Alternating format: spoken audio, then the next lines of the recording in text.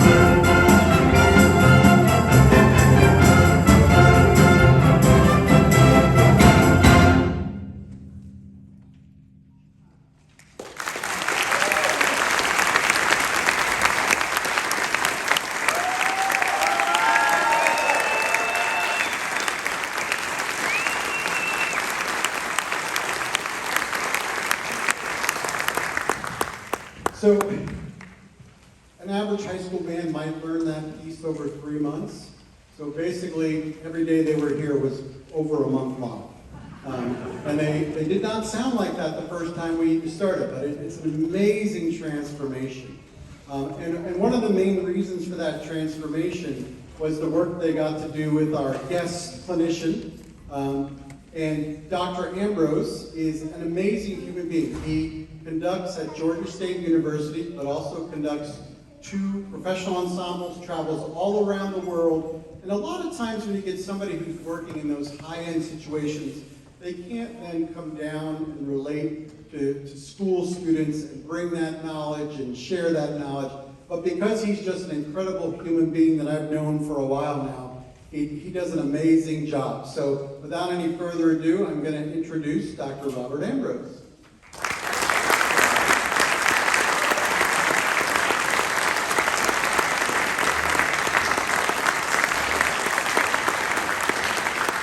Thank you so much, Ed, for those very kind words. What an honor it's been to be here in Portland.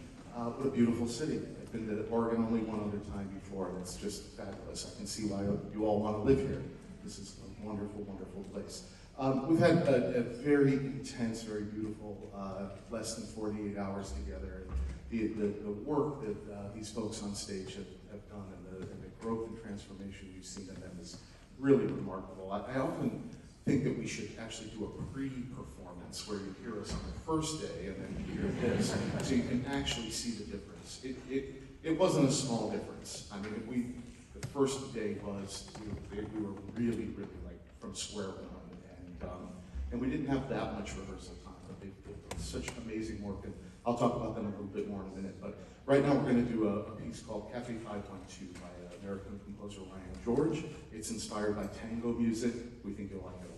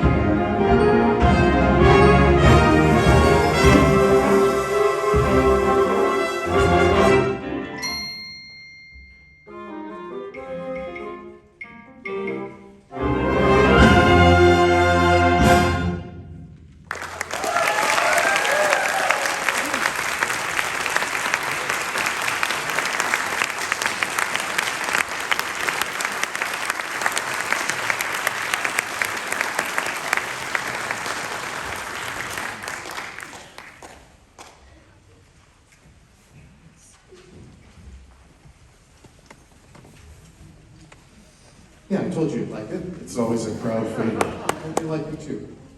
Okay, so the next piece is an arrangement of the old folk tune Wayfaring Stranger by Christopher Nelson. And okay, so full disclosure, this weekend is about learning and it's about growth. And this piece was a massive struggle for us. Almost to the point that 5 hours ago we weren't sure if we were going to perform it tonight or not. And we made the decision to do it, because I thought it would be, not only, it sounds good, but it's an opportunity to help you guys understand, if you haven't played an instrument, just how difficult what they do is, and the things about it that make it difficult. So when everybody plays kind of the same part of the same rhythm, it's fairly easy to do. This piece has a lot of independence of parts where people have to play something very different than the person next to them. And it takes a tremendous amount of musical courage to do it. We talked about courage a lot this weekend, and the ability to not be afraid to make a mistake. And as the parents and loved ones of high school students, you know that that's like really bad. It's like standing out and doing something wrong. And in this activity, they have to put themselves out there and take the risk to do it, because if they don't, they get timid and small. And what I say to them is music doesn't happen to you. You don't sit there and the music happens. You are the music. So if you're small or timid, it just won't, the music just won't happen the way it's supposed to. So we're going to perform this for you, and we think we'll do a really admirable job. But I want you to know it's a great discussion point on the ride home. Like, what was he talking about and why was it so hard? And it's an opportunity for them to kind of fill you in on behind the scenes of what it's like to have the courage to do what they do with these hunks of metal and wood and everything else, and make these beautiful sounds with them. So we're going to perform most of this. We made a decision to start the piece in the 10th measure, which is a little unusual, but that's where we wanted to start it, and present it to you, even with some bumps and bruises, as a point of discussion for you to have with them after about the things that were difficult, the things that were great, and maybe what they learned from the experience. We talked a lot about how this mirrors life, and their growth as musicians will in some ways mirror their growth as human beings, and the two are sort of inseparable. They kind of grow the same way. So I hope this was a tremendous growing experience for them, and sometimes the moments of pain, I hate to use that word, but just humor me for a minute, pain are the ones that cause the most growth musically. And I think you're going to witness that with us right now on stage. So we're going to be very vulnerable and present this to you, and we appreciate the opportunity to do that.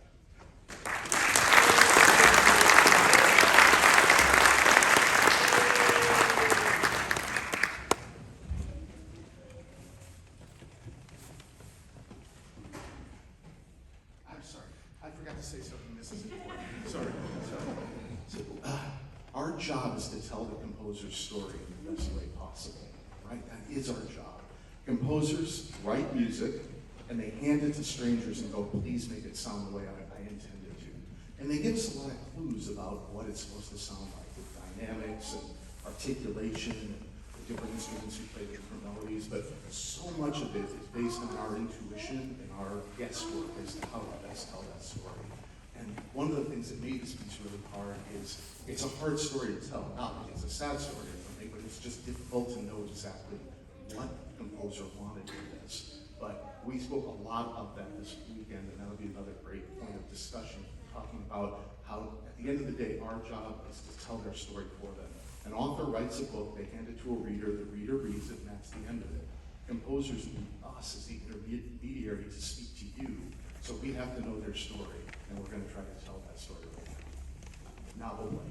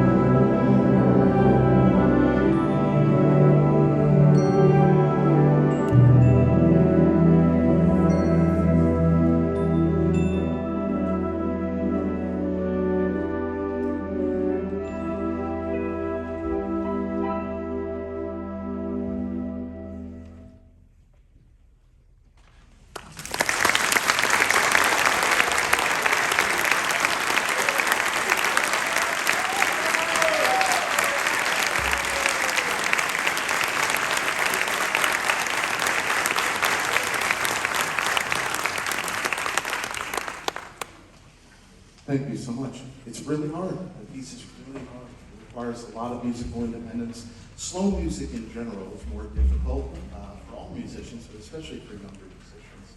But it gives me an opportunity to say I'm very aware of my place in this whole event. Like, I enabled them for a weekend, and I try to inspire them and help them to be better musicians and better people. But their directors are the people who do 99% of the work that makes them sound the way that they do. And if they happen to be fortunate enough to have private instruction, they're private instructors, and you, their parents and loved ones, as a parent of 14 and 16-year-old daughters who are deeply involved in some activities, I know what you sacrificed in order to have them on stage. So I'm honored to be a small part of it, but it's the folks seated out there that are the ones that deserve the credit for this, and obviously the people on stage. Let's give them another hand.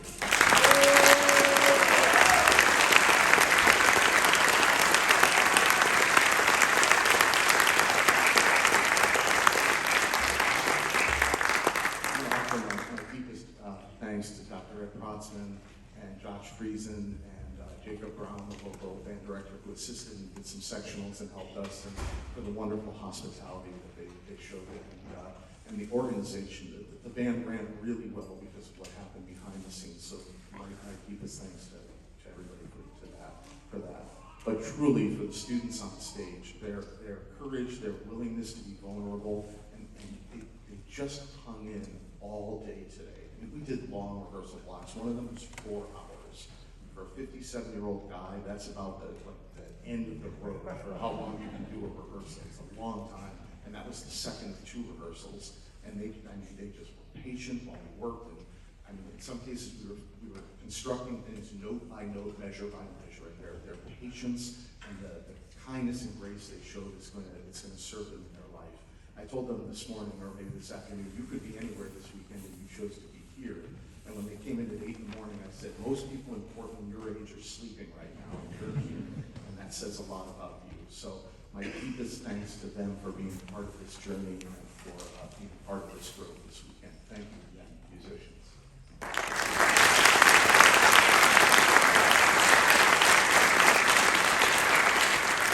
I'm going to end with the Spanish March by composer Michelle Fernandez. It's based on the Spanish Paso Doble, and it was dedicated to her grandmother. It's a really fun, interesting piece. At the conclusion, I'm going to step to the side and I'm going to acknowledge the percussion. This is a great time for loved ones to take a picture of the percussion. Then the tubas, I'll have them stand. I want to take a picture of anyone in the tuba section. Then the 4th row, 3rd row, 2nd row, 1st row. So this is picture opportunity time. I'll step to the side, and that's how we'll end. Thanks so much for being part of our performance. We appreciate it.